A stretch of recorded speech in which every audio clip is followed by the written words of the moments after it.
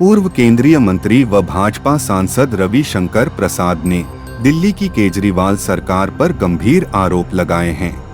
उन्होंने कहा कि जब से सुप्रीम कोर्ट ने अधिकारियों का तबादला करने का अधिकार दिल्ली सरकार को दिया, उसके बाद से दिल्ली सरकार के द्वारा अधिकारियों को परेशान किया जा रहा है। वहीं 2000 की नोट की बंदी पर भी रविशंकर प्रसाद ने सरकार का बचाव किया और कहा कि यह रिजर्व बैंक का निर्णय है। रिजर्व बैंक एक ऑटोनॉमस बॉडी है, इसमें कोई राजनीति नहीं होनी चाहिए। उन्होंने कहा, जहां तक मुख्यमंत्री नीतीश कुमार को कर्नाटक के नए मुख्यमंत्री के शपथ ग्रहण समारोह में जाने की बात है, तो वह उनका अधिकार है, लेकिन जो यह दावा किया जा रहा है कि इससे विपक्षी एकता दिखेगी, ऐसा कुछ नहीं है। वहीं उन्होंने कहा कि आने वाले 2024 के लोकसभा चुनाव में नरेंद्र मोदी प्रधानमंत्री बनेंगे। भारत में अभी प्रधानमंत्री का कोई वैकेंसी नहीं है। करेंगे आपको हमको यहाँ प्रेस करनी पड़ी क्योंकि आप लोग उपस्थित थे। एक बहुत ही महत्वपूर्ण विषय है जिसको लेकर करके आज ये प्रेस जरूरी है, जो राष्ट्रीय स्तर का विषय है, भारत की राजधानी दिल्ली के संबंध में है। आपको मालूम है दिल्ली भारत की राजधानी है और इसका पूरा प्रशासन राष्ट्रपति के अंतर्गत होता है। वहां पर पार्लियामेंट है, वहां पर राष्ट्रपति भवन है, वहां पर आपके हर प्रदेशों का केंद्र है, भारत सरकार की बड़ी बड़ी संस्थाओं का वो केंद्र है। वहां पर विदेशी राष्ट्रपति प्रधानमंत्री आते हैं, ये आप देखते रहते हैं। ऐसी परिस्थिति में उनका वहां पर एक विधानसभा भी बनी है 239 AA के अंतर्गत, संविधान के अंतर्गत, जिसमें वहां की सरकार चलाने की व्यवस्था है। लेकिन मूल रूप से वो एक राजधानी है, तो उसका एक विशेष स्वरूप है और पूरे देश का उस पर अधिकार है। और भारत की सरकार, राष्ट्रपति जी डेमोक्रेटिक रूप से उसका विचार करते हैं। अभी सुप्रीम कोर्ट का एक फैसला आया जिसके तहत कहा गया कि वहां के अफसर की पोस्टिंग वगैरह की जाएगी मुख्यमंत्री के निर्देश पर। उन्होंने कहा कि डेमोक्रेटिक तरीके से मुख्यमंत्री का अधिकार है। ये आज ऑर्डिनेंस के द्वारा एक नई व्यवस्था बनाई गई है और ये नई व्यवस्था बनाने का एक बहुत बड़ा कारण यह है कि सुप्रीम कोर्ट का निर्णय हुआ। और देखिए, YJ राजशेखर IAS 2010 बैच के थे, जो एक्साइज स्कैम को वहां एग्जामिन कर रहे थे और केजरीवाल जी के रेजिडेंट शीश महल के बारे में घपले का निरीक्षण परीक्षण कर रहे थे, जल बोर्ड के स्कैम का निरीक्षण कर रहे थे, उनको हटा दिया गया और उनके खिलाफ एक NGO के शिकायत पर झूठा केस किया गया। आशीष मोर जो IAS 2005 बैच के थे, सेक्रेटरी सर्विसेज, उनको समन किया गया और सौरभ भारद्वाज मंत्री उनको इंटिमिडेट किया कि आप एक साइन करिए जो मैं डिक्टेट कर रहा हूं। एक किनी सिंह, एक लेडी IAS ऑफिसर थी, उसको भी मंत्री भारद्वाज ने उसी प्रकार से हैंडल किया और दबाव डाला। ये किरण सिंह और आशीष मोर दलित समाज के भी IAS ऑफिसर हैं। सुरवीर सिंह एक IAS 2005 बैच के हैं, वो सेक्रेटरी पावर हैं। वो केजरीवाल की सरकार और प्राइवेट डिस्कॉम के बीच में लगभग 20,000 करोड़ के घपले के बारे में आपत्ति उठा रहे थे।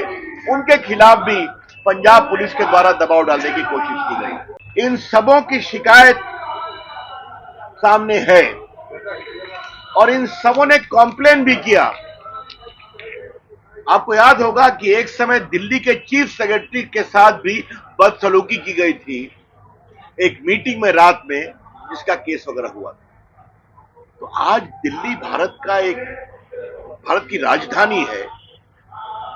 दुनिया में भारत की छवि दिल्ली पर भी निर्भर करती है और वहां के अफसर के साथ इस तरह की बदसलूकी, तो इसीलिए भारत सरकार ने एक ऑर्डिनेंस लाया है।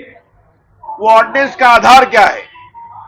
आगे से दिल्ली सरकार में पदस्थापित ऑफिसर्स का ट्रांसफर पोस्टिंग विजिलेंस एक बॉडी के द्वारा किया जाएगा, जिसके चेयरमैन अरविंद केजरीवाल होंगे, लेकिन उसके चीफ सेक्रेटरी भी मेंबर होंगे और होम सेक्रेटरी भी मेंबर होंगे, और इनके निर्णय पर ही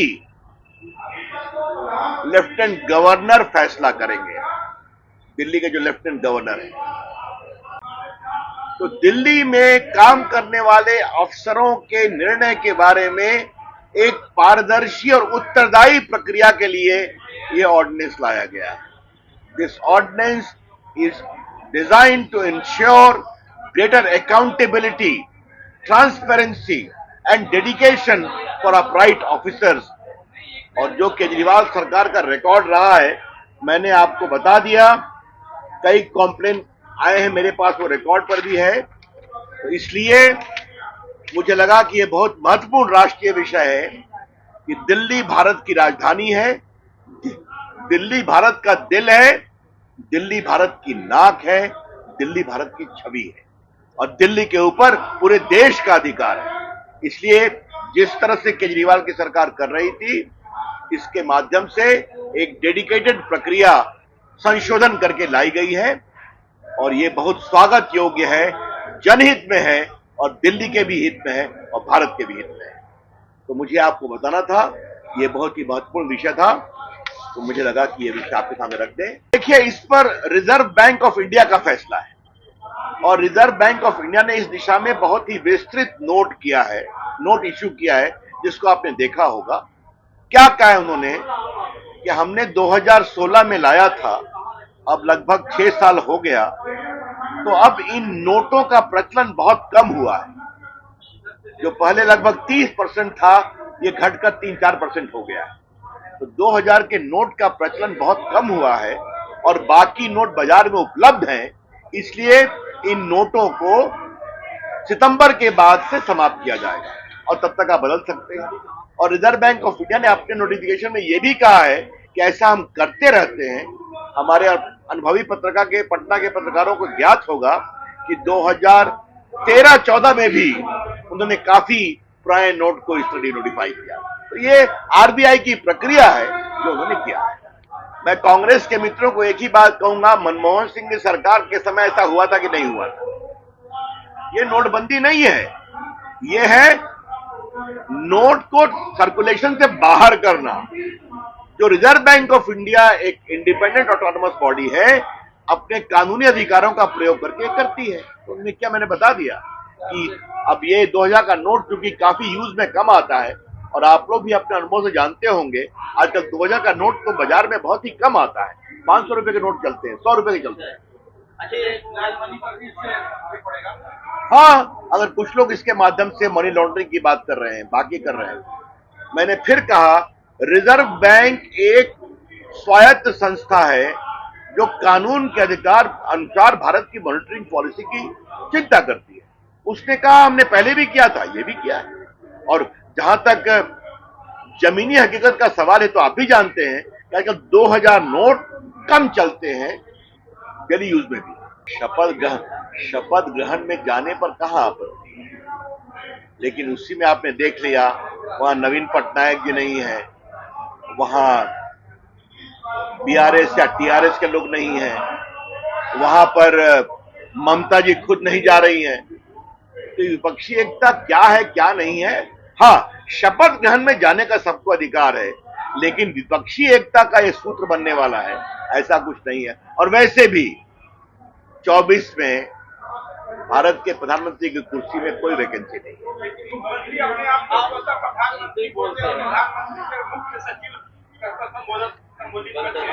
मैंने बार बार कहा, दिन में सपना देखने पर कहां पाबंदी है भाई, वो तो घूम रहे हैं, देखें।